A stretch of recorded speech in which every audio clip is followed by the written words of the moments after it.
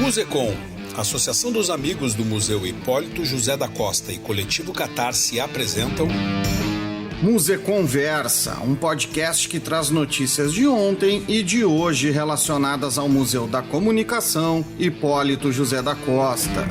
Esse é um podcast quinzenal que trata de assuntos ligados à comunicação e à museologia. Veiculado nas mais diferentes plataformas de podcast e também nas redes sociais do Musecom e do Coletivo Catarse. Este é um programa que conta com o patrocínio do Banrisul, o Banco dos Gaúchos. Para quem quiser conhecer o museu, acessa lá o site www.musecom.com.br. Para além deste podcast, também vai encontrar uma série de outros trabalhos neste canal digital do Musecom. Ou basta também dar uma chegada na Rua dos Andradas 959, na famosa esquina da comunicação, no Centro Histórico de Porto Alegre. E tem mais, hein? Para quem quiser entrar em contato, tirar dúvidas ou agendar visitas, tem o telefone 51-3224-4252 e o e-mail musecom@sedac.rs.gov.br. O podcast Museconversa conta com a apresentação e produção de Gustavo Turque e Marcelo Colbo. E vamos ao episódio de hoje.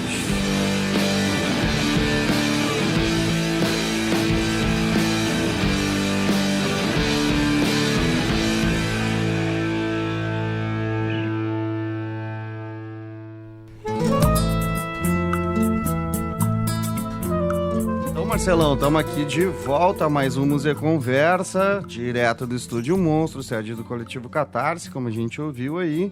Sempre lembrando aí que a gente tem aquelas vírgulas sonoras, né? Maravilha. Né? Ó, aí vai pintar aí agora. Maravilha. Né? E essas vírgulas sonoras fazem parte do filme, né, Marcelão?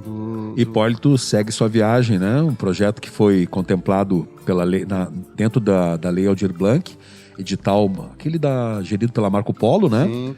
E o museu foi contemplado, a Associação dos Amigos do Musecom, e a gente realizou esse filme.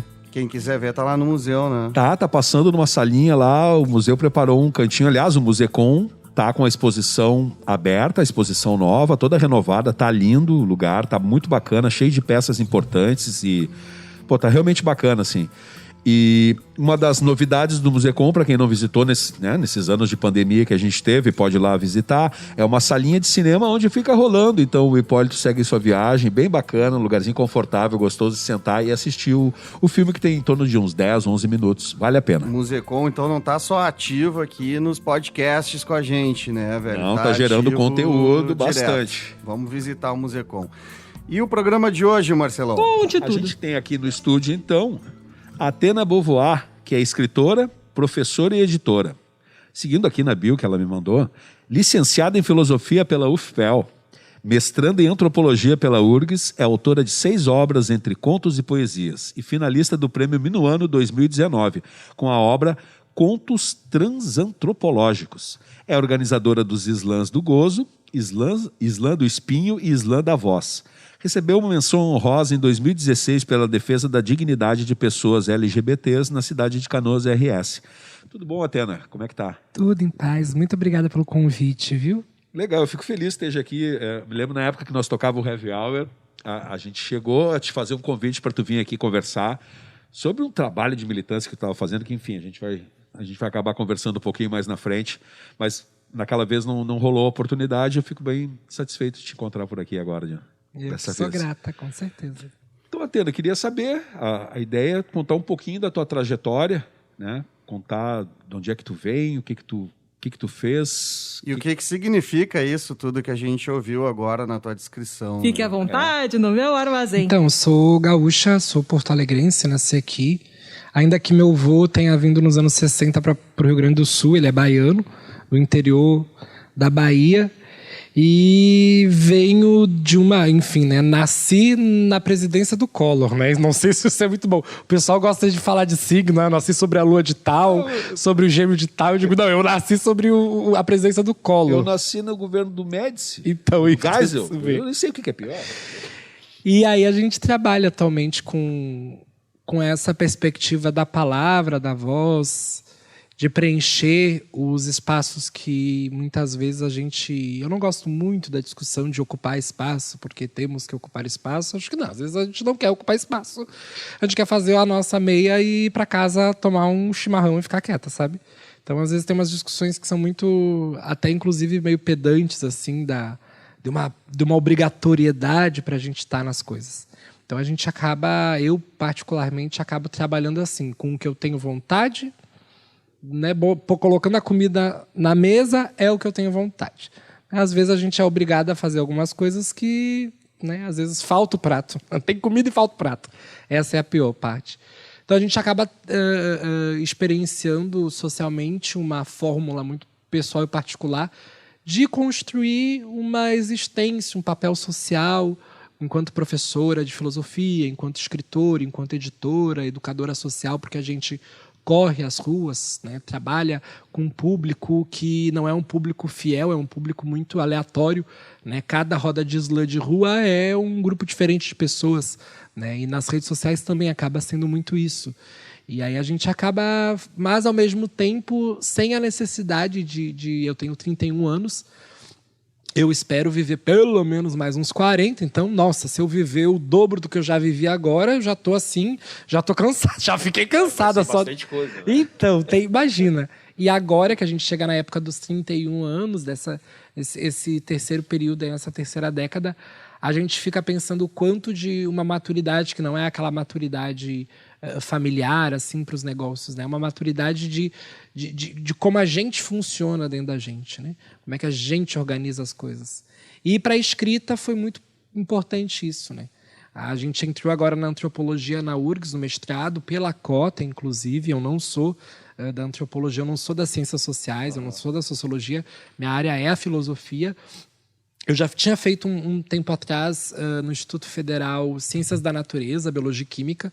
Então, a gente, além da filosofia, a gente tem bastante experiência com algumas reflexões da química, da biologia, cálculo, já fiz genética, fiz bioquímica, astronomia, cadeira de astronomia, que era maravilhosa a função, né? Mas dar aula de química e biologia não era bem o meu campo.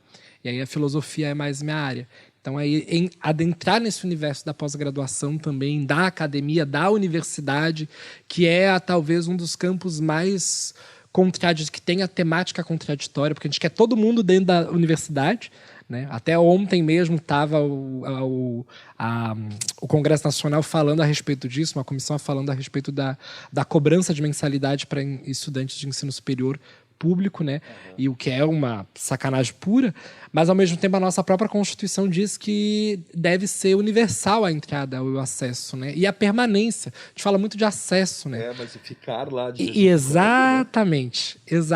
Ficar lá é outro fluxo.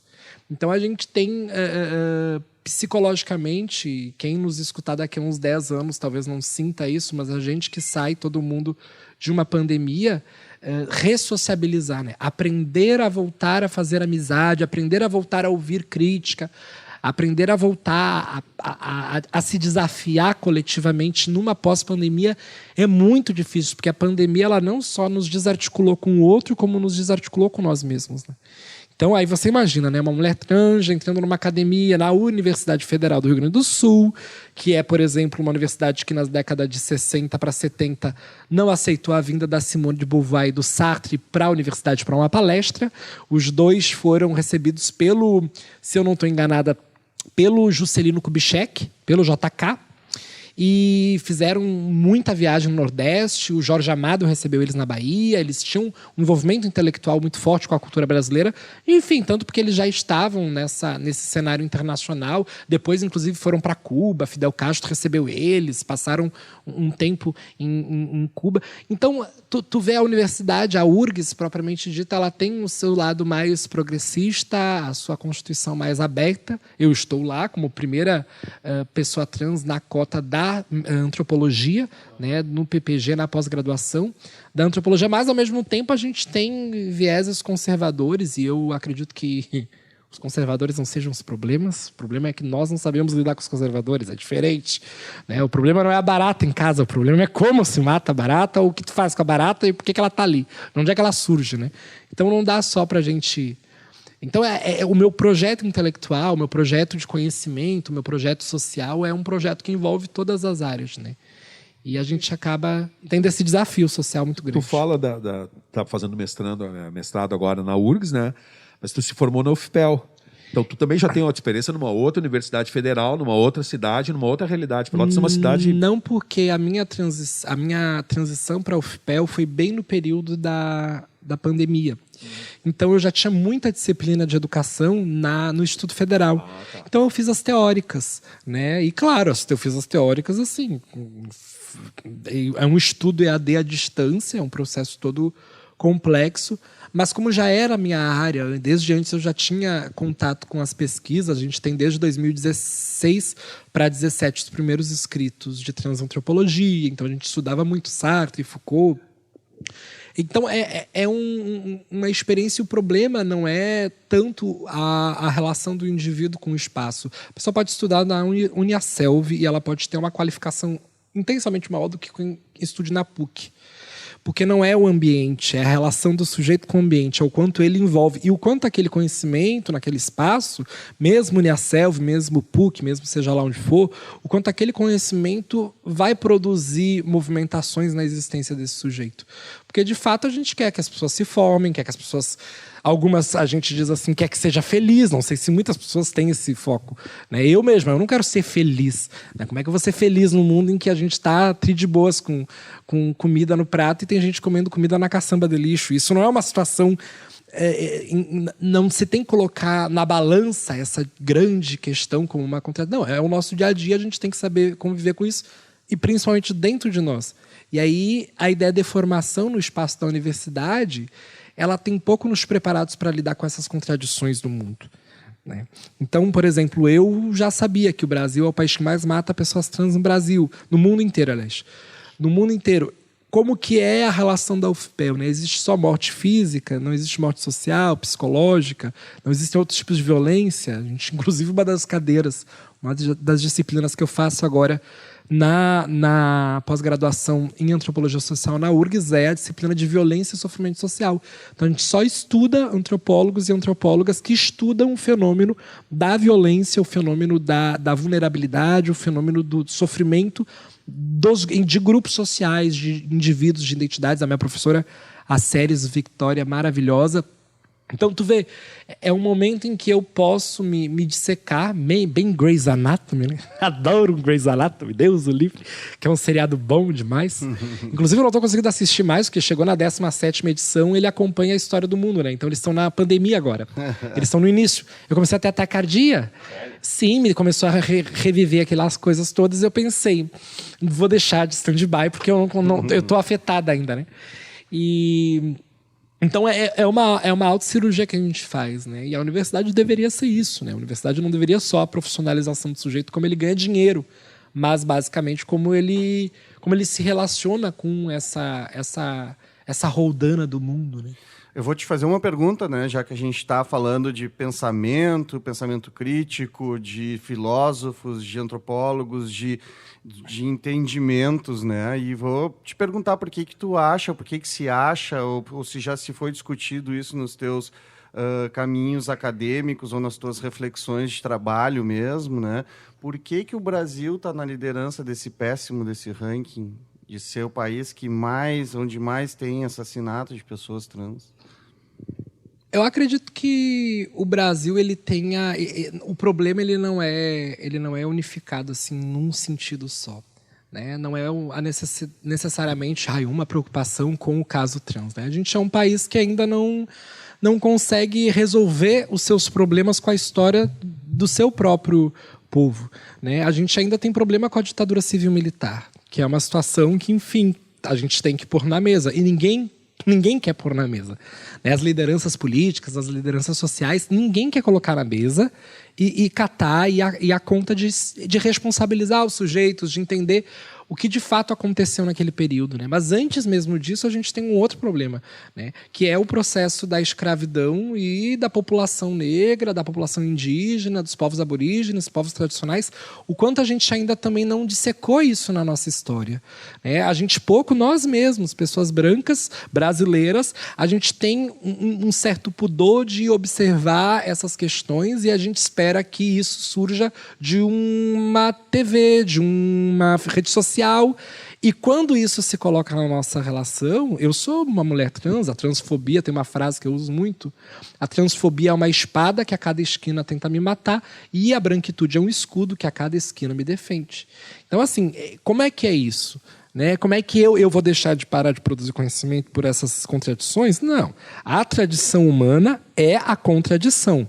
Isso é um fato. De alguém me dizer assim, porque eu não vou perdoar fulano, eu não vou... Vem cá, sente aqui. Você está na perfeição já, né? Já chegou na absoluta distinção de qualquer outra questão. E quando a gente fala da história do povo brasileiro, a gente pode pegar, por exemplo, o caso no México das muxes, que são também identidades que fazem essa transição de gênero, né? A gente pega as íjaras na Índia, que também são grupos ainda milenares, são talvez as mais antigas identidades sociais que modifiquem o próprio gênero daquela estabilidade, daquele padrão, daquela norma que é um corpo com pênis é homem, um corpo com vagina é mulher. A gente tem as wajas giras na Indonésia, no Paquistão, aliás, e na Indonésia a gente tem as huárias. Ou seja, essa multiplicidade de identidades sociais que modificam o gênero ou que constrói uma explicação para a sua experiência de mundo, né, ela começa com a problemática quando se coloniza, se invade. Na Índia a gente tem a invasão inglesa, a gente tem no México a invasão também da Europa, aqui no Brasil a gente tem essa invasão. E isso problematiza muito a universalização das nossas identidades, né? Porque 65% das pessoas trans não têm ensino fundamental. De que adianta uma cota de pós-graduação? Não é mesmo? De que adianta? Adianta. Não, só um minutinho. Nós estamos falando de uma população nacional. Nós estamos falando de algo maior do que o acesso à universidade, ou a permanência, ou também não termos uma grande necessidade que a gente tem de universalizar e generalizar as identidades. Nem toda identidade trans, aliás, nenhuma identidade trans é idêntica a uma outra, né? E entre tantos outros fatores, isso é uma premissa que a gente tem muito no campo das ciências sociais, muito no campo da antropologia, eu venho percebendo isso, que é as questões de grupo, né? Me dá uma comunidade, um bairro, uma cidade no Brasil que seja de pessoas trans. Não tem. Mas a gente tem grupos, cidades, organizações, formas de viver em outros países de pessoas trans convivendo, se articulando. O Brasil é um país extremamente religioso e isso não é um problema. A gente tem que colocar no papel, não é um problema ser um país religioso, sabe? Não é um problema ser um país conservador, não é esse o problema, porque não é o conservador que mata, sabe? Não é. Por que não é o conservador que mata? Porque a hipocrisia é uma fórmula colocada em qualquer campo. No campo progressista, a gente também tem a hipocrisia, entende? Então, às vezes, essa dificuldade de nós entendermos, afinal, o que faz o Brasil ser o país que mais mata pessoas trans? Faz exatamente a gente não ter políticas públicas sérias, a gente não ter grupos que se permitam colocar numa construção coletiva de fato, a gente tem uma individualização de lideranças e uma busca extremamente vinculada às necessidades de um grupo específico.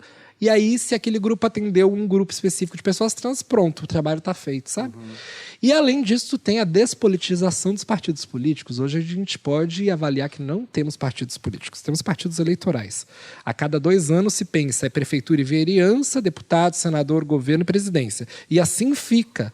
Então, é um problema? Sim. É um problema. A redemocratização no Brasil, ela não foi colocada com a posse do povo organizando isso. Foi uma coadunação. Ulisses Guimarães, o pessoal lá, a ditadura já estava... O famoso acordo por cima, né? Exatamente, claro. Antes que se revolte, vamos fazer um... Sim, houve uma cooptação geral do Diretas Já, né? Tu tinha em 84 todo o clima já para fazer eleição presidencial, aí se fez todo um acordo dentro do Congresso e se colocou o Tancredo Neves, usaram até as mesmas cores das faixas do Diretas Já para transformar isso em Tancredo e surgiu o quê? O PSDB, né? Com as mesmas cores. Era muito complicado. E essas relações são importantes entender, né? Que a ideia do partido político, ela é qual? Ela é influenciar e ajudar a organizar o povo. Os conservadores com eles, os liberais com eles, os trabalhistas com eles, os comunistas com eles. Deveria ser assim. Hoje tu não tem isto. Se organiza. Não se organiza. Hoje, em Porto Alegre mesmo, a gente tem uma liderança que eu destaco muito e se coloca muito nessa disposição, que é a vereadora Karen, que ela é vinculada ao PSOL, ela tem o coletivo Alicerce, e você vê sempre a imagem dela diluída no alicerce, não ao contrário, o alicerce diluída na imagem dela. E isso é muito importante. Não é por acaso que ela foi a vereadora mais votada com 15 mil votos na cidade, né, em 2020. Então, o que isso nos indica? Nos indica que o partido, não só o PSOL, e acredito que o PSOL tenha o seu valor por incluir o alicerce como uma força política dele, mas, ao mesmo tempo, o Alicerce é um projeto maior, porque ele é um projeto de partido político. Não estou dizendo que o Alicerce seja um partido político. Estou querendo dizer que a missão do partido político está no coletivo Alicerce. Eles estão fazendo o papel de partido político. Porque eles envolvem a comunidade. É uma coisa assim que, se tu acompanhar as eleições, se tu acompanhar o dia a dia do Alicerce, se tu acompanhar esse processo, me chama muito a atenção, né? E aí, quando tu vai discutir nos outros âmbitos, é o quê? Quem são, tirando as pessoas que estão na experiência e a presidência, daqui a 8 anos, quem vai ser candidato à presidência? A governo do Estado. Olha a crise que a gente está passando com as lideranças políticas. E aí, qual é o papel dos partidos políticos? É apresentar lideranças novas. Mas não estão fazendo isso. Por quê? Porque eles querem apresentar candidatos novos. Vamos combinar, e também tem a preservação dos currais eleitorais, né? A gente enxerga isso e isso acaba trancando diversas pautas importantes, porque os currais acabam definindo as pautas desses políticos, né? E aí eles acabam não transcendendo aquilo que os currais deles desejam, fica rolando uma manutenção. Tem a questão da espetacularização de tudo, né? E da política também. Não é à toa que talvez uma pessoa que pode ser um dos responsáveis pela Terceira Guerra Mundial é um comediante que se arvorou a ser presidente da República da Ucrânia, né? Alçado lá como um fantoche. Mas antes ele fez o próprio papel de um presidente que matava os políticos corruptos da Ucrânia. Depois disso ele é eleito, porque, enfim, é o que se procura, né? Pessoas que tenham visibilidade na televisão, que tenham passado por um BBB, que sejam jornalistas, que tenham uma credibilidade de serem muito conhecidos. Mas agora o Collor não está candidato a governador do estado dele. O Collor, tu entende? Gente, olha a bagunça que o Collor fez quando eu nasci no Brasil. Adoro dizer isso, sabe? Olha, e o homem, ele tem a cara de pau, ele tem uma... E aí é que eu te digo assim, é esta mesma fonte de experiência brasileira, de existência brasileira, de existência de uma sociedade brasileira, que alimenta determinados tipos de outras contradições, como a mortalidade de pessoas trans no Brasil. Para mim, a mortalidade de pessoas trans no Brasil, ela se insere muito no campo a expurgação para a prática da prostituição, né? Do trabalho sexual. E muitas das vezes não entra no âmbito de trabalho sexual, de profissão, e muitas novas meninas trans, meninos trans, antes dos 18 anos, com 14, 15, adentram uma exploração sexual, que nada tem a ver com a prostituição, que nada tem a ver com o trabalho sexual. A exploração sexual é um crime. De abuso, né? Exatamente. Então, claro, é óbvio, né? Muitas mulheres transexuais e travestis são profissionais do sexo, assim trabalham e assim definem a sua dignidade. Agora, no âmbito maior, né, o Brasil não tem uma política pública, de fato, para entender o trabalho sexual. Porque se tu entender o trabalho sexual, ele já é legalizado, se eu não estou enganado, mas não é regularizado, não tem um sistema que organize isso. Mas aí, se tu fizer esse sistema, é que nem você fazer com qualquer outro trabalho, qualquer outra profissão. Tu vai saber de onde é que vem a renda comercial daquela prática profissional. E isso vai indicar o quê? Exatamente. Tá mais no coloquial. Nós vamos Vai saber usar o quem é que microfone. tá pagando o negócio. Mas deixa eu te perguntar, vamos seguir nesse papo aqui sobre a violência, infelizmente. Tu acha que quando alguém vai lá e resolve violentar a pessoa trans, ou matar, ou chegar nesse ponto de matar, tu acha que é um grupo que de repente planeja ir lá e matar pelo fato da pessoa ser trans, ou é uma coisa aleatória porque aquilo está internalizado naquelas pessoas? Como é que a pessoa chega a esse processo de ódio, de raiva, a matar uma outra pessoa pelo simples fato dela ser diferente? É esse o raciocínio? Vocês chegaram tu já chegou a fazer esse tipo de reflexão? Porque entender de onde vem o ódio também, às vezes, é algo que nos... mas como que a gente chega aqui? Tu mesmo está dizendo, né? Não é a barata o problema, não é o conservador, eles estão aí. Como é que a gente lida com isso? Da onde está vindo esse ódio, né? Por quê?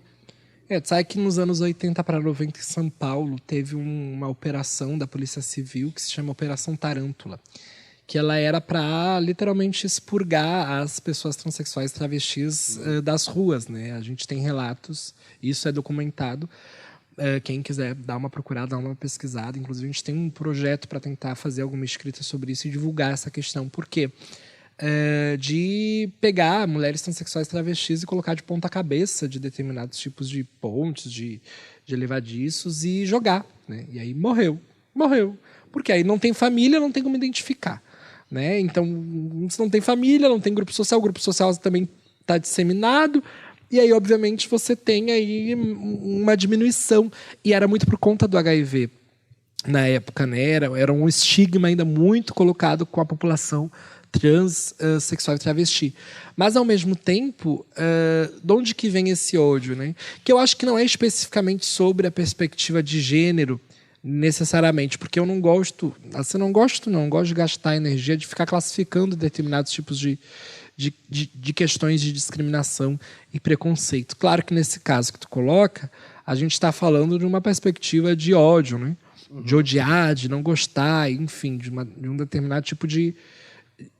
O Brasil é muito grande, a gente é um país continental, a gente tem como conviver todo mundo em paz, ainda que dentro da gente a gente tenha determinados ódios em relação a grupos específicos, né? A gente está aqui falando sobre não ter ódio sobre pessoas trans, ou a gente está falando aqui em não ter ódio em nenhum momento sobre nenhum tipo de população, sobre nenhum tipo de pessoa.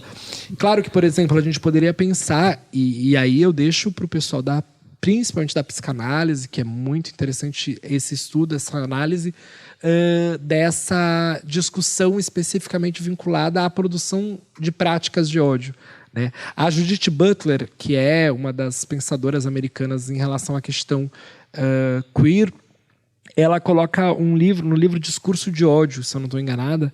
Então, você tem pensadores pensando essas questões, né? Eu vou um pouquinho na minha identidade filosófica, que é muito vinculada ao existencialismo francês do Sartre e da Simone de Beauvoir, que é o que a gente quer? A gente quer a morte do que odeia ou a gente quer a morte do ódio? Né? A gente quer uma sociedade que pacifique e vive em paz, ou a gente quer o extirpar de quem só odeia a gente que odeia fulano não tem problema, né? Então, existem alguns debates que a gente... Porque, assim, entrou num ritmo, principalmente no campo progressista, eu estou tentando evitar usar palavras do campo da política, logo, senão a gente vai ficar enlouquecido. Quem vai ouvir vai ficar bem. Que é o quê? A gente agora está com o modus operandi prático, de vida prática, como num tempo virtual. E o nosso pensamento está se acostumando, isso é um perigo, se acostumou muito com o tempo virtual. Então, a gente não tem mais o tempo da reflexão pré-internet. E ainda que tivesse, no Orkut, lembra do Orkut? O Orkut te dava um espaço enorme para tu discutir. Não tinha essa pressa. A pessoa, tu atualizava para ver se a pessoa comentava em cima do teu comentário. Não era nem comentar, eram uns posts nos grupos, né? Era outra lógica. Hoje, tu tem um comentário sobre uma postagem, e aquele comentário é pequeno, aquele espaço é meio recluso. O Twitter, ele é assim. O Tinder em algum sentido, mas o TikTok, ele é assim. O Instagram, ele é assim. tu tem um limite para desenvolver o que tu pensa. E obviamente, o livre pensar, ele é você poder exigir da tua mente a movimentação livre. Então, o que acontece? Como é que a gente debate hoje entre nós? Né? Ou quando a gente vai beber uma cachaça, vai discutir na mesa do bar e parará. Será que às vezes alguns conceitos na nossa cabeça não vêm rápidos demais? Ou vêm de uma certeza tão estranha que é muito mais emocional do que racional, mas ao mesmo tempo emoção e razão são elementos vinculados no mesmo fenômeno, da mesma experiência?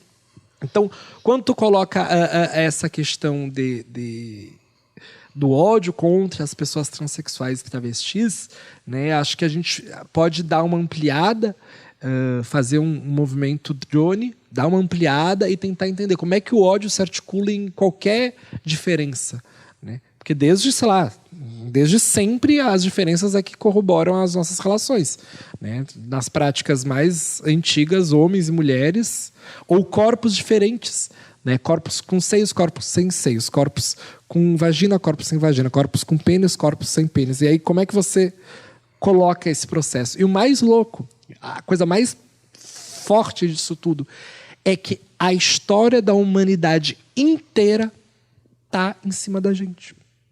E a gente não consegue... A gente não sabe disso. A gente está vivendo a vida da gente como se hoje é quarta-feira, amanhã é quinta, tem eleição, tem não sei o quê, e a minha profissão, e é isso, e é pagar minha conta, meu boleto, e a festa, e é pagar de ser crítico, pagar de ser crítica, pagar de ser blogueiro, blogueira, sabe? E é um fluxo, só que tu tem uma história enorme nas suas costas.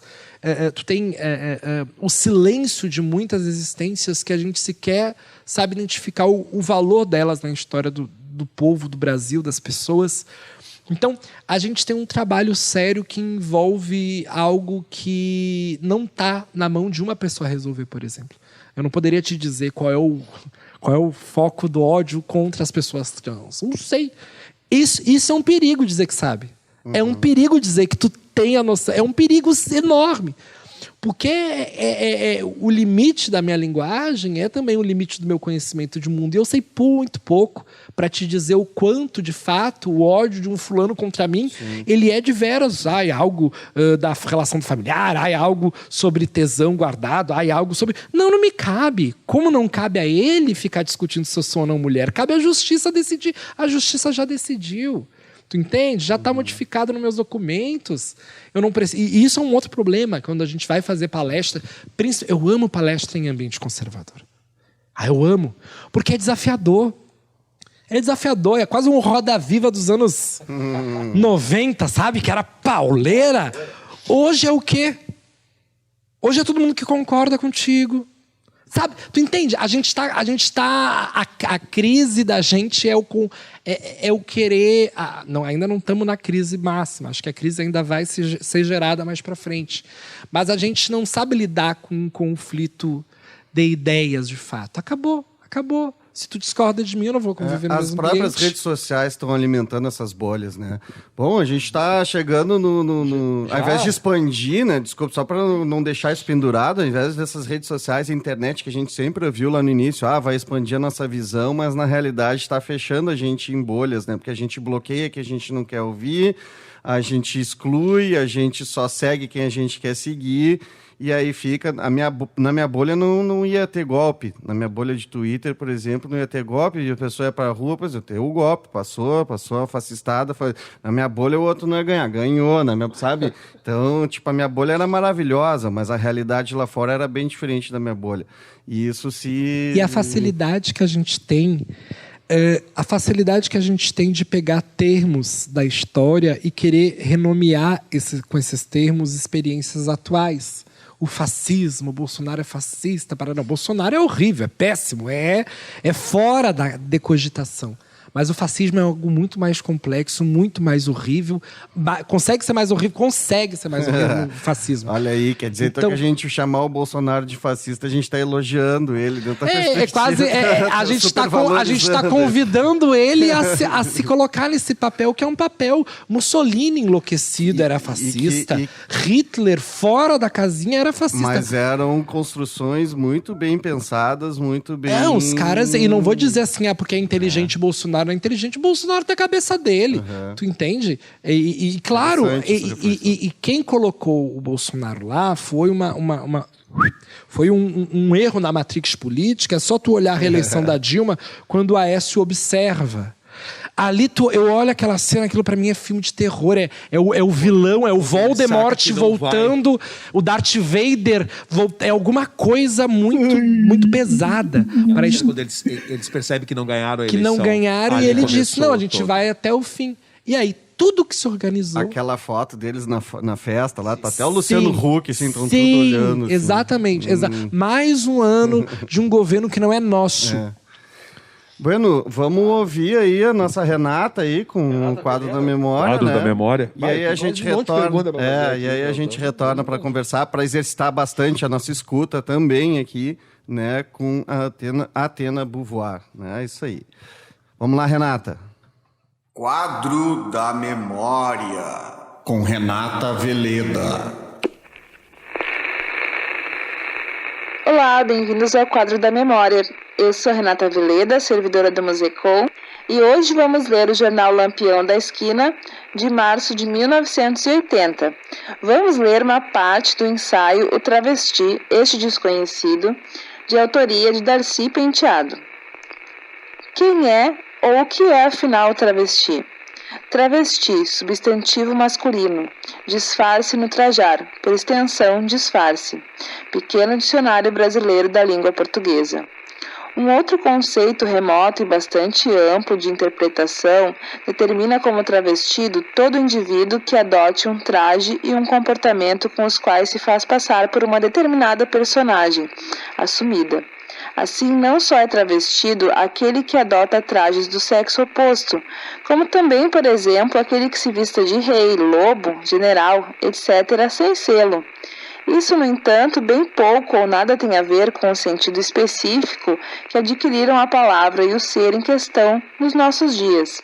Hoje, travesti ficou sendo aquele ou aquela, bem mais raramente, que use roupas do sexo oposto e que elabore o próprio corpo com atitudes, posturas, maquilagem, hormônios e cirurgias plásticas a fim de assemelhar-se ao sexo imitado. O que, ironicamente, no caso atual de certos travestis masculinos, supera em feminilidade o modelo adotado. Para os leigos, a compreensão da sexualidade humana tornou-se algo extremamente complicado, porque os estereótipos acadêmicos foram superados e a subdivisão atual está bem mais diversificada. Não se pode dizer, por exemplo, que todo travesti seja um transexual. Pode existir a reincidência, mas quase sempre as cabeças funcionam diferentemente. O transexual masculino tem corpo com caracteres masculinos, órgãos sexuais masculinos completos, porém comportamento mental feminino, o que provoca constante atrito entre a mente e o corpo antagônicos, um tormento que resulta na rejeição e na repulsa do próprio órgão sexual masculino. Já o travesti é um indivíduo dotado de boa dosagem homossexual, digamos que seja daquele tipo de homossexualidade que mais se aproxima do feminino, e que por razões diversas, mas principalmente para satisfazer o ego, tenta uma semelhança com o sexo oposto. Mas qual é a diferença entre transexual e travesti? Cuca, principalmente cuca. O travesti, sempre nos termos de hoje, não esquecer, sente, como todos nós, a necessidade de chamar a atenção sobre a sua pessoa, mas a sua conformação masculina, devido aos padrões estabelecidos, nem sempre é a mais favorável para tal fim, e ele se ajusta ao outro padrão, transformando-se. Não conheço nenhum travesti que, quando travestido, seja tímido. Nesse momento, como é óbvio, ele está imbuído dessa sua forma de realização, senão não se travestiria. As implantações de seios, quadris ou pometes do rosto em silicone são a complementação gloriosa e plena dessa mística beleza adotada como padrão. O transexual masculino serve do travestismo por uma necessidade intrínseca, porém circunstancial, porque a sua mente está determinando que ele é mulher. Obviamente deve se vestir como uma delas. Na verdade, ele está vestindo-se, não travestindo-se. Porém, tem contra sua mente certos caracteres físicos masculinos que precisa esconder. Os poucos transexuais masculinos comprovados que conheço são tímidos e não se satisfazem apenas com travestismo. Todos anseiam por operações castradoras, mas que pelo menos exteriormente lhes dê a aparência sexual feminina. Numa comparação rasteira, pode-se dizer que os transexuais almejam ser mulheres simples e caseiras, enquanto os travestis têm as almas de vedete ou de mulheres mundanas. Certo que a timidez dos transexuais deve ou pode advir da insegurança de situações sexuais e civis ambíguas, mas este fator em si já comprova a diferença, porque aos travestis o pênis não causa traumas ou empecilhos, e a quase maioria considera um absurdo submeter-se a uma operação castradora, que irá suprimir o prazer da ejaculação, substituído por um prazer dependente e apenas mental da posse pela introdução do pênis do macho na vagina simulada, que foi fabricada com a pele de seu pênis. A própria reversibilidade do processo é uma parada dura. Chegamos então, atualmente, com o travesti a um ser humano que poderíamos chamar de novo, porque nunca antes adquiriu características semelhantes. Assexuado, ao contrário, bissexuado. Ambíguo, longe disso, porque possui caracteres bem definidos, só que fora dos padrões convencionais do déjà vu. Um protótipo, isso sim, de uma época em que ambíguos e discutíveis são os conceitos de liberdade e permissividade. Anatomicamente, temos em mãos um ser humano que em tudo se aproxima, ou faz por se aproximar, dos moldes consumistas dos concursos de beleza feminino, e que, como não poderia deixar de ser, pelo seu próprio critério e caráter, são padrões tradicionalmente machistas, isso é, da mulher que é selecionada anatomicamente para dar prazer ao homem. Os enxertos plásticos conseguem dar aos travestis resultados incríveis de simulação. Um corpo antes masculino ou levemente dúbio define-se para o feminino, com seios inflados de silicone líquido e que ficam do tamanho desejado. Os quadris são igualmente injetados, evidenciando a cintura, os pelos e a barba eliminados com eletrólise, etc. E tudo complementado com longos cabelos coloridos, maquilagem e muito charme, superior mesmo aos das mulheres comuns. Algo que só encontra parâmetros nos antigos modelos hollywoodianos. Não tenho dúvidas quanto ao fato de a categoria vir a ser em breve analisada pelo Museu do Homem, sem ironia, entidade cultural francesa que se especializa em estudar o ser humano nas suas origens, classificando-o geográfica e etnologicamente. Porque o travesti, apesar das conotações que podem parecer superficiais e imediatistas, já tem o seu lugar definido, apesar dos pesares para os donos da moral, na sociedade de consumo em que vivemos. Chamá-los apenas de anormais, além do cômodo julgamento preconceitual, é escapismo da própria sociedade que deles faz uso, dando-lhes uma função utilitarista. Ai, ai, ai, ai, ai, ai, até que enfim... Retornando então, Museu Conversa, né? A gente só fazer um disclaimer aqui, né? O quadro da memória é uma alegoria que a gente traz leituras de obras antigas que fazem parte do acervo do Musecom. Isso não quer dizer que nós concordamos ou não. Eu nunca tinha ouvido tu falar isso do quadro da memória. O que aconteceu? Tu achou muito século XX esse comentário? Não, eu achei bem apropriada 1980. Até gostaria de trazer aqui para Atena, para ti, Marcelão, também o que vocês acharam. Eu achei... hoje eu ouvindo, talvez lá, eu nasci em 79, mas talvez lá na década de 80, na minha pré-adolescência, eu pensasse algo inclusive assim, dessa maneira, porque era a maneira que a sociedade te expunha essas coisas, né? Que era colocado, e era bem chucro mesmo. Hoje, ouvindo isso daí, parece um pensamento de um psicanalista de botequim. Amigo, passa bem? Eu realmente não vou fazer um juízo de valor em cima e ficar discutindo que foi aquilo escrito, mas que é interessante como um recorte de um tempo, né? E hoje eu enxergo isso completamente como ultrapassado, né? Então, por exemplo, nós aqui do Coletivo Catarse já temos um filme sobre a questão transexual, que é a questão de gênero, né? E no filme a gente entrevistou várias pessoas, vários indivíduos, e não existia essa repulsa. Uma das pessoas era trans, se considerava uma mulher trans, lésbica, E não tinha repulsa do órgão sexual que ela tinha, pelo contrário, pelo fato dela ser lésbica e, inclusive, ter uma parceira, ela se utilizava desse órgão como um método de prazer dela, não necessariamente dizer. E isso gerava uma certa discussão entre eles, inclusive. Né? Então, quem sou eu para dizer agora que o que eu ouvi aqui causa estranheza a partir das discussões que hoje são feitas? Nossa, demais. Né? Eu me lembro muito das questões dos jornais que tinham principalmente acho que 1700 para 1800 ainda acho que tinha, da venda de escravos. Me lembra muito, isso daí para mim é a mesma posição, tem o mesmo peso histórico da venda de escravos, né? Fulaninha de tal, tanto de altura, pele de testa tal, né? Sem filhos, sem pá, venda tal, boa cuidadora de não sei o quê. É o mesmo... Ama de leite. Essas questões todas que, incrivelmente, hoje você tem pessoas que ainda corroboram com essa dinâmica, mas de uma outra maneira, né? Quero uma empregada que more na minha casa, né? O menino que caiu do prédio de não sei quantos andares porque a dona do apartamento não viu, deixou o guri andar sozinho, uma criança, sabe? É umas coisas assim que permeia ainda esse processo, né? E tem aquela questão, né? O passado não tem como a gente voltar para a época do nazismo e dizer, olha, Hitler, tu tá errado. Mas a coisa não tem como dizer para esse moço, olha, moço, tá errado.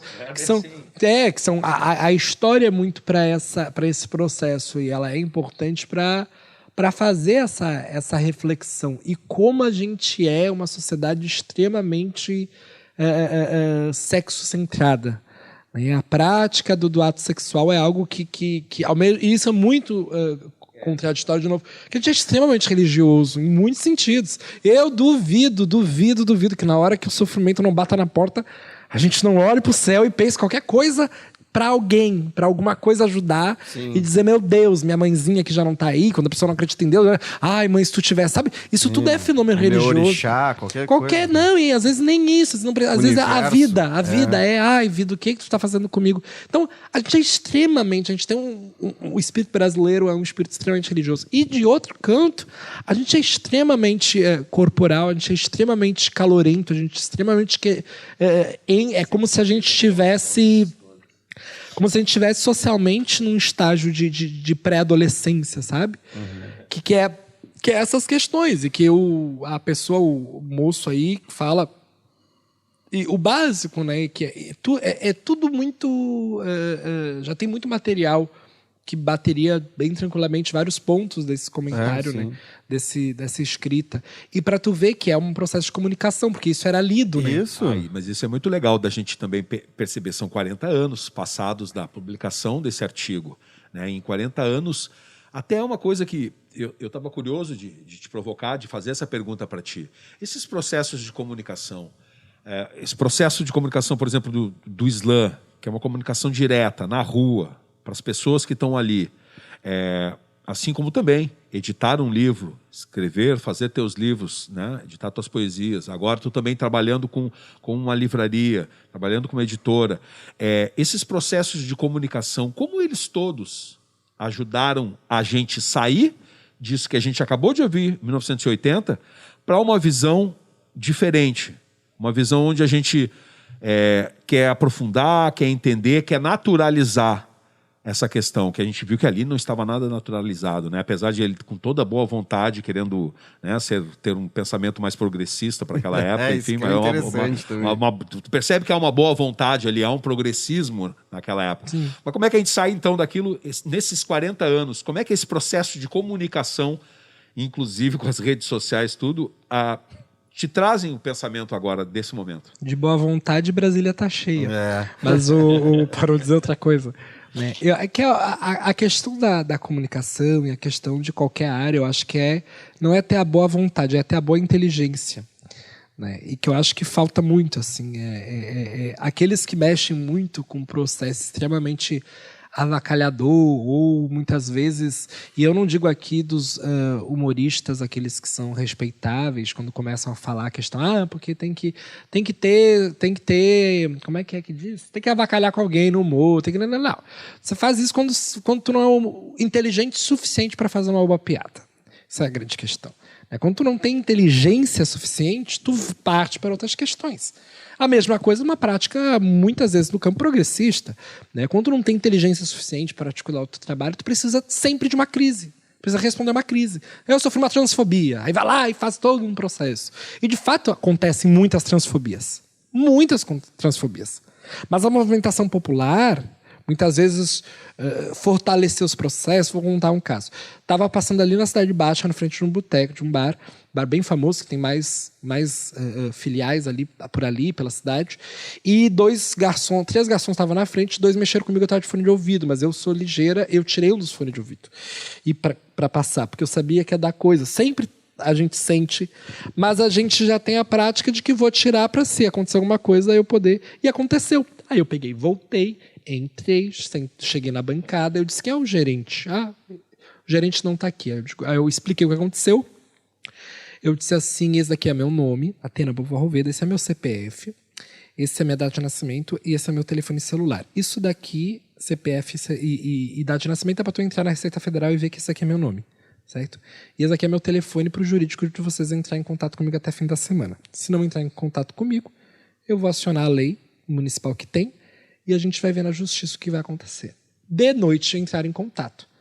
Só que antes de acontecer isso, o que aconteceu? Eu estava falando com a mulher, escrevendo, chegou um cara que estava sentado ali com um litrão, tipo assim, servido só um copo, então o litrão estava quase cheio, largou o litrão, largou um dinheiro, eu não fico aqui nesse espaço, eu fiquei quieta, né? Espaço que tem esse tipo de preconceito e tal, eu não dou mais meu dinheiro, tchau pra vocês, e saiu. Então a mulher ficou extremamente constrangida, a mulher...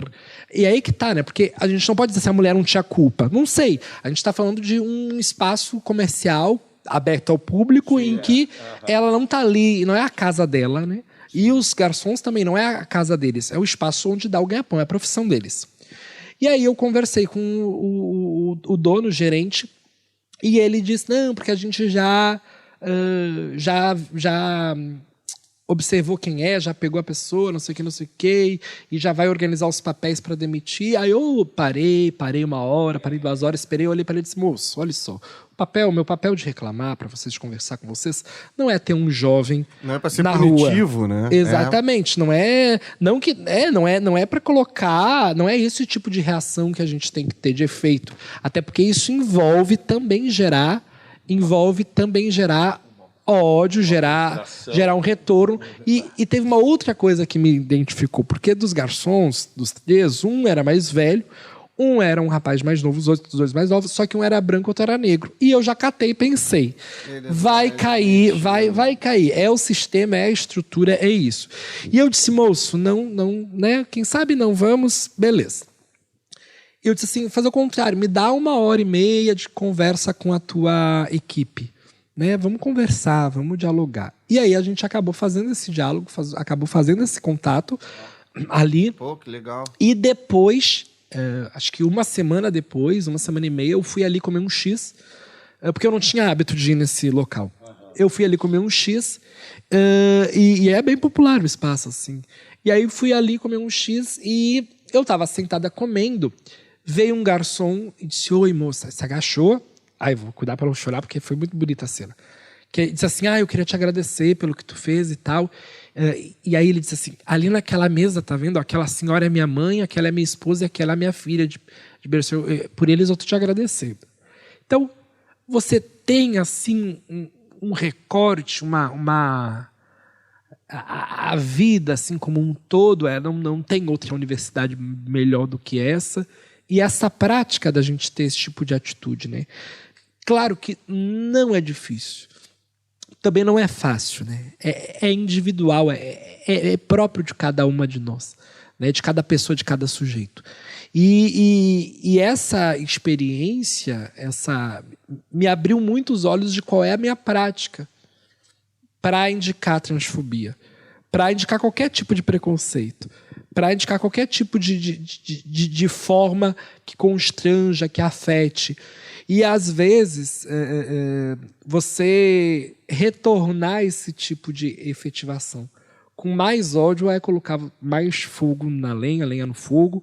Às vezes, você indicar determinado tipo de questão é você acabar indo para arrebentar do lado mais fraco, que é o do trabalhador e da trabalhadora, que às vezes não tem a responsabilidade da própria qualificação, às vezes está ali num dia, numa situação, tu entende? Então, qual é a minha esquerda? Qual é a minha visão de esquerda política brasileira? Ela é ver que talvez o trabalhador... Essa punitiva, lacradora, Exato. de rede social rápida... ou ela é Exatamente. mais Vingativa é o que é o próprio sistema, é a vingança. E às vezes, e eu acho que o sentimento, de novo, né? Porque a gente não está fazendo o juízo de valor do sentimento, né? Houve um sofrimento, houve algo ali pesado, né? Mas qual é o papel do grupo, do coletivo que dá suporte? É não deixar sozinho e um grupo fazer a frente de mobilizar algo que, de fato, tenha um efeito, um fenômeno mais... Sim. E não deixar a pessoa sozinha resolver algo. Ou esse processo da palavra lacração, ela é muito forte, né? Ela é muito pesada, né? A gente vê hoje o Carrefour tá aí funcionando tranquilamente. Tranquilamente. Fazendo propaganda em cima do seu problema. Fazendo do limão uma limonada. A justiça, entre aspas, puniu eles para fazer eles investir em marketing social. Né? Uma coisa incrível. Mas a gente está num podcast do Museu de Comunicação, a gente faz a leitura crítica também, a gente apresenta isso aqui. Não à toa aconteceu isso aqui do quadro da memória, a gente está conversando com a Atena. Então a gente faz as leituras críticas também, esse é esse espaço. E quando a gente está... É bem isso, é uma sociedade punitivista que quando tu vê jornalistas fazendo coberturas de julgamentos, de pós-assassinatos, essas coisas, tu nunca vê um jornalista perguntar qual é a reflexão que aquele familiar da vítima faz sobre a situação. Não, ele sempre pergunta assim... tá mais aliviado agora que ele foi preso por 150 anos? Isso como aliviado, né? A pessoa teve o seu ente querido assassinado e a visão de um repórter é perguntar... Isso é disseminado. Geralmente é como se sente agora nesse momento. Mas não, eles chegam a perguntar se a pessoa está aliviada que o perpetrador, né, o assassino, sei lá, a pessoa que está presa. Isso dá um alívio? Né? E aí tu tá ali, não, alívio seria meu parente, meu ente querido voltar, retornar, isso não vai acontecer. Então tem uma sociedade que constantemente bate na vingança, né? A vingança como uma forma de alívio, a punição como uma forma de alívio para quem é vítima. E eu acho que tu trazer esse caso, essa situação, assim, e a gente fala de caso de racismo, de caso de assassinato, de caso de gente de campo progressista que vai acabar caindo sempre na mesma. Não, eu quero que o bandido seja preso, eu quero que esse que me puniu, que me fez algo que se vá se ver na justiça. Agora, tu trazer uma situação dessas, nossa, isso sim é transformador. Isso é transformador numa sociedade que tem esses ódios engendrados na sua estrutura. Né? É algo muito complexo. E eu sou espírita kardecista, né? Então é a minha linha, a minha consciência, ela é uma consciência muito guiada por esses princípios espíritas.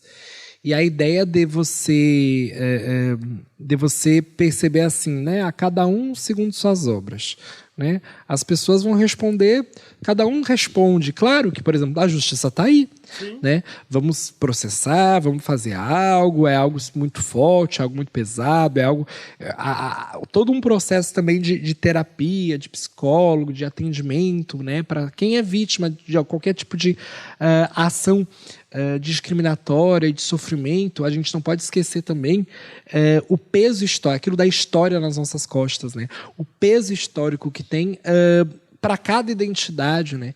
E como a história ela vai se apresentar de maneiras muito diversificadas. Por exemplo, me apavora muito essa experiência da ditadura civil-militar, né? As pessoas que sumiam, desapareciam, ficavam, enfim, como que é esse processo, né? O que a gente e aí hoje a quantidade de jovens, agora mesmo no Rio de Janeiro teve mais uma situação, sabe, de morte, de uma chacina especificamente vinculada com a força de segurança pública.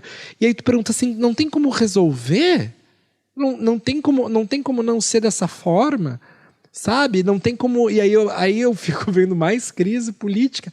As pessoas, os políticos mais oligárquicos, né? As pessoas roubando o governador atual do Rio de Janeiro é vinculado com muita coisa. E é explícito, e tá ali, e é jogado na cara de todo mundo. Mas aí o que acontece, né? E isso também não é um problema, né? Bom, eu tô trabalhando, tenho meu trabalho de segunda a sexta, sábado eu quero ficar com a minha família, domingo eu quero jogar meu futebol, domingo eu quero, sei lá, jogar meu RPG, domingo eu quero... O que a pessoa... Ela cria uma realidade que, bom, ali ela tá segura, em algum sentido. Né? Ela não tá segura, mas ao mesmo tempo não tá segura. Aqui em Porto Alegre mesmo, tem muito bairro em que a polícia sobe, entra nas vielas, ela não bate a porta, ela dá o pesaço na porta.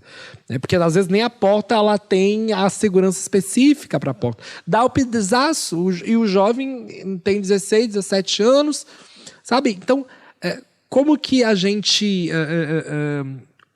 faz esse movimento drone, de observar o todo, e depois voltar com o drone e observar a nossa perspectiva, né? Por isso que a gente faz bastante trabalho com escola, né? Com gurizada nova.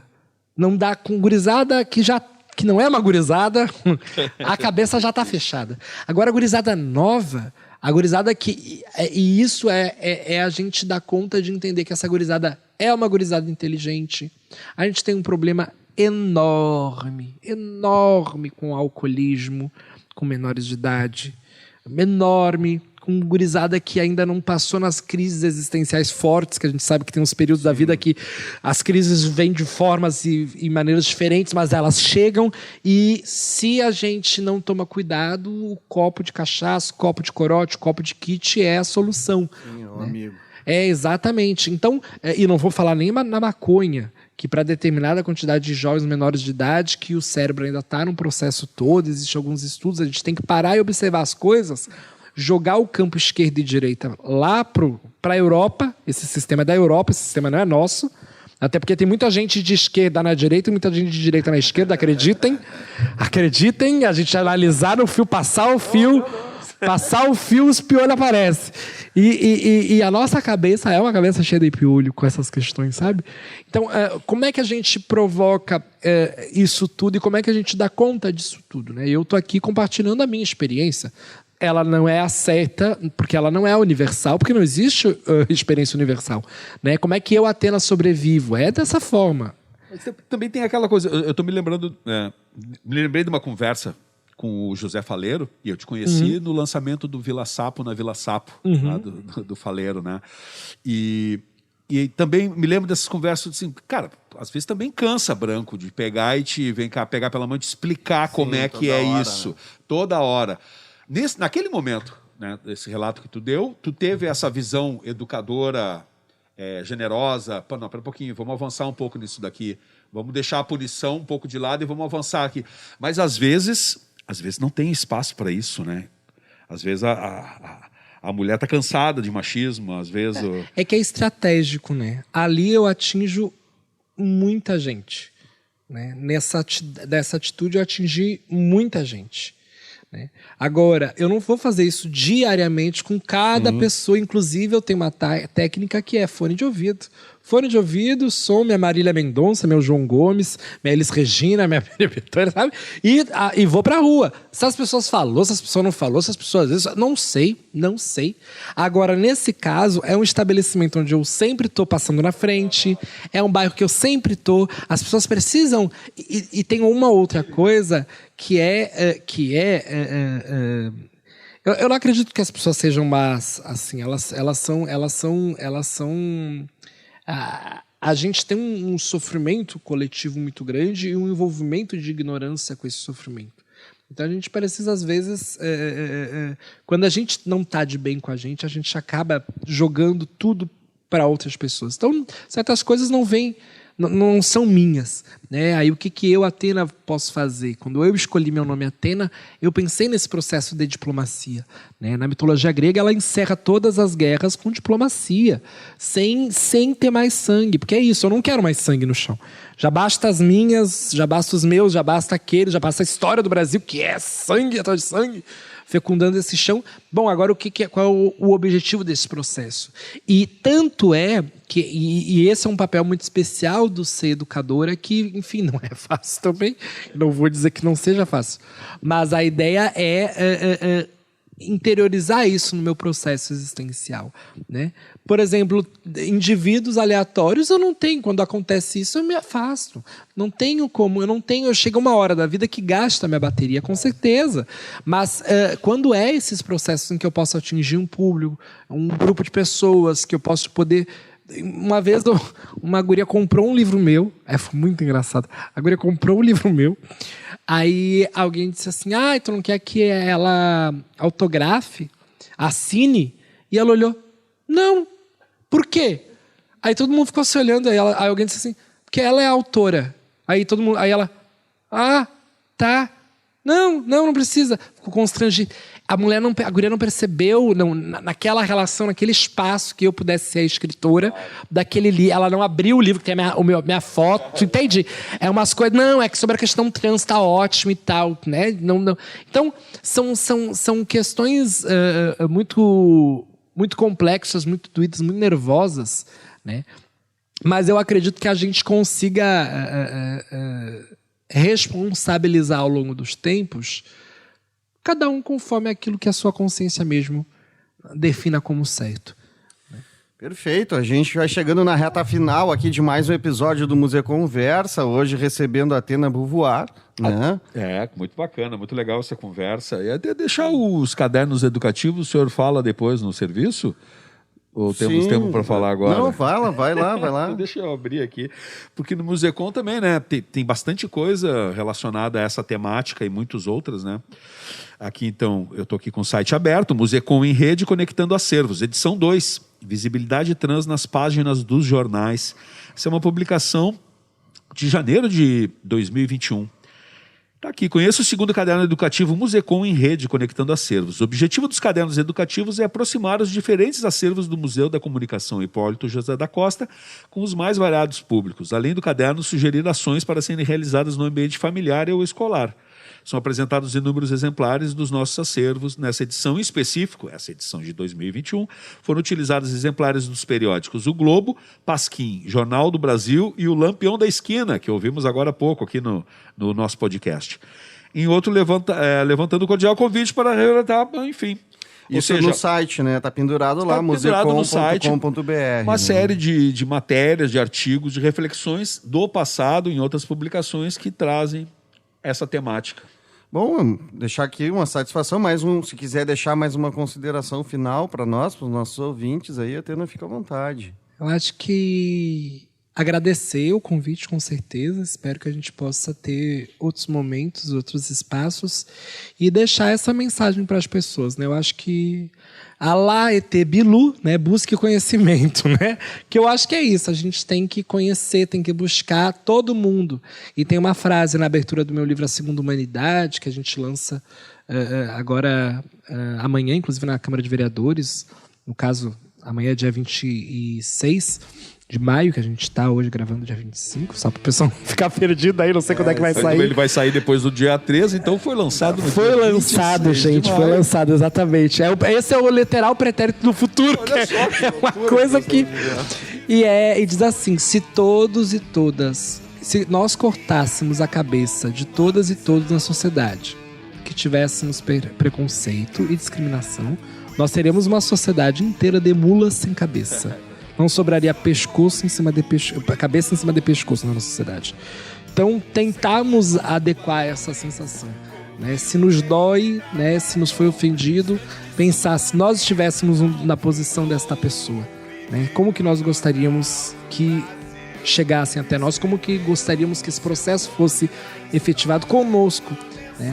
Pensar que talvez nós não carregamos preconceitos e discriminações é pensar em algo muito absurdo. É quase que um fascismo, né? A lá Mussolini e a lá Hitler. Achar que a perfeição está em nós, quando ela não está em nós. Tá certo? Muito obrigada mesmo de coração. Grande. Valeu, Marcelão. Até o próximo episódio, então. Até a próxima, Guga. Dali. Contar histórias com coragem.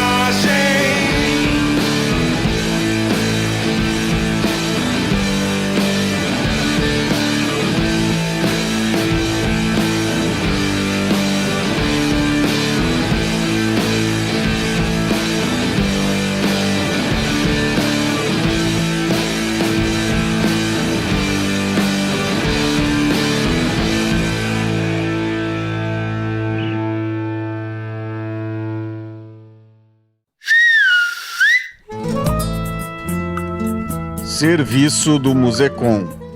Conheça o caderno educativo Visibilidade Trans nas páginas dos jornais, disponível no site do Musecom na aba Educativo. Lembrando que o site é www.musecom.com.br. Confira também a programação do mês da visibilidade LGBTQIA+, da Secretaria de Estado da Cultura do Rio Grande do Sul, disponível em sedac.rs.gov.br.